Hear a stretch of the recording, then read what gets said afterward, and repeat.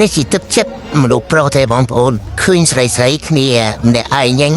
លើករបស់ធ្ងន់វាមិនកើតចឹងមានទឹកចិត្តតិចតួចចង់ជួយហើយប្រពន្ធនោះគិតមកប្រៃរឿងផ្សេងចឹងមកបាក់ដែររីមើលនៅក្នុងនេះនឹងទឹកចិត្តមនុស្សប្រុសយើងវាទាំងប្រុសគេប្រុសខ្ញុំគឺចេះយកអាសាគ្នាជួយអ្នកដទៃហើយលើកំពុងឆ្ងល់ថាប្រពន្ធគាត់នឹងគិតអី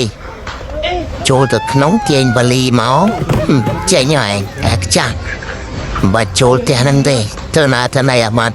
ជួយចិត្តជួយយកអាសាគេឥឡូវទៅគិតមិនលើកដាក់មកលើឡាននេះហ្មងទៅចឹង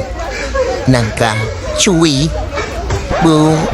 នោះគេឡើងត្រូវការហើយប្រពន្ធឡើងត្រូវការអញ្ចឹងមានតែទៅព្រេងជំរឹះនេះចឹងមានឡើងស្រាប់ផងឥឡូវឡើងទៅឲ្យប្រពន្ធរត់តាមបានស្នាយក្រោយក៏យឺតពេលដែរញៀន